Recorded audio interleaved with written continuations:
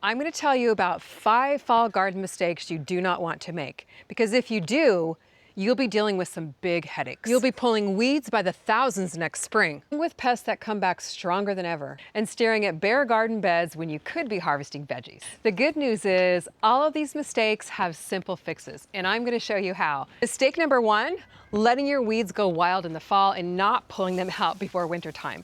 Do you think all your weeds die off in the wintertime? Well, they don't.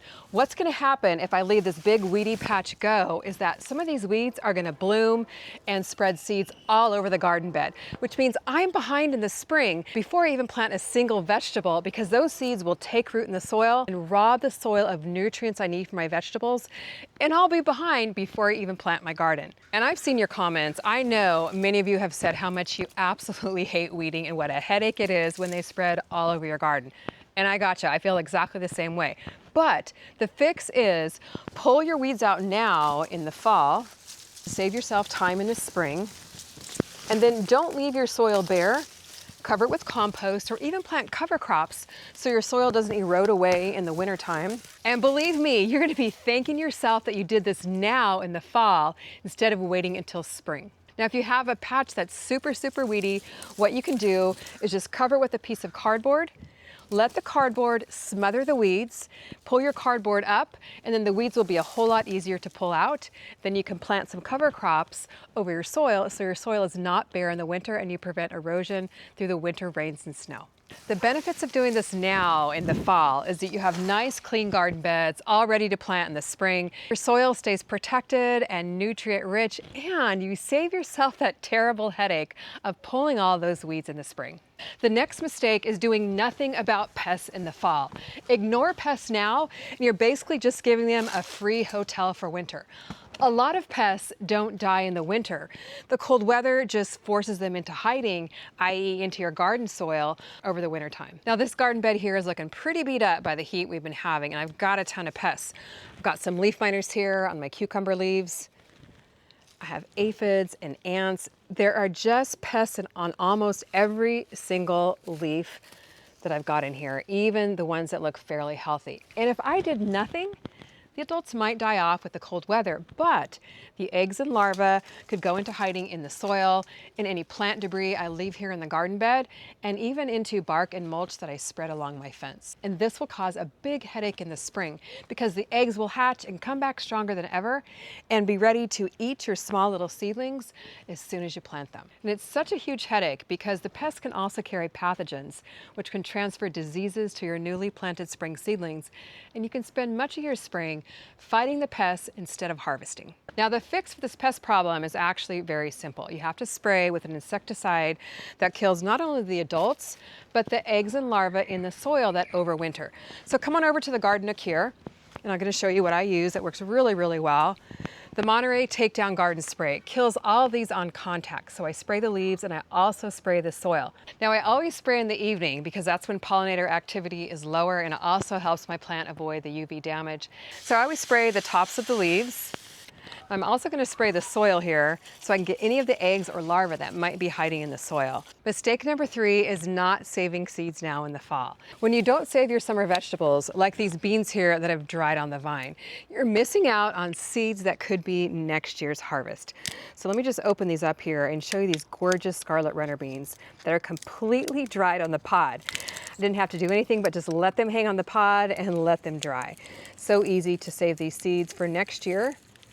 Or what I like to do too is pop them in a jar, and then when I have enough, I rehydrate them like refried beans, and here I am growing my own delicious protein. So bean seeds are super easy to save just by letting the pods dry on the vine. And when you save your own seeds, those seeds that you can then replant are also well adapted to your growing conditions. So if you don't save them, you're spending more money on seeds in the spring and missing out on plant genetics that can grow really well in your garden. Now, some other seeds that are very easy to save are zinnias, and I love saving zinnia seeds just from the dried up zinnia flowers. And what I like to do is just trim off or deadhead my spent flower. And because we still do have a few months of warm weather left, just gonna rub the dead flower head here to release all the seeds into my hand. And what I like to do is just sprinkle the seeds in my garden bed here. And a lot of times they will overwinter or even pop up and grow again, brand new zinnias, since we still do have a few months of warm weather left. Now, if you're coming into the cold season, what you want to do is find a spent flower, this black-eyed Susan here, trim off the head, and just by rubbing in between your thumb and forefinger, you can release the seeds onto the paper plate, which, since these are black-eyed Susans, it's these teeny tiny little seeds right here, and then put them in a paper bag to absorb all the moisture, and you can store them until next spring and have free plants for your garden. Mistake number 4 that you do not want to do in the fall is shut down your entire garden for the winter. A lot of gardeners do this. Now, the headache that you're going to experience if you completely shut down your garden beds for the winter is that you're going to miss out on months of fresh food, and then you're going to have to spend extra money at the grocery store buying fresh greens and herbs. So what you can do instead is plant yourself a container garden of cool weather veggies like I have here. Now, I've actually still have some warm weather veggies growing that will tide me over once the weather gets cool. I can actually then bring these containers inside and grow them in grow lights in my house. So here I have a dwarf tomato plant, some basil, which will provide me with some delicious veggies over the winter time. These are some cool weather greens. I even have a pepper over here, and then a tomato that is very cold hardy that will survive the cold here in Southern California.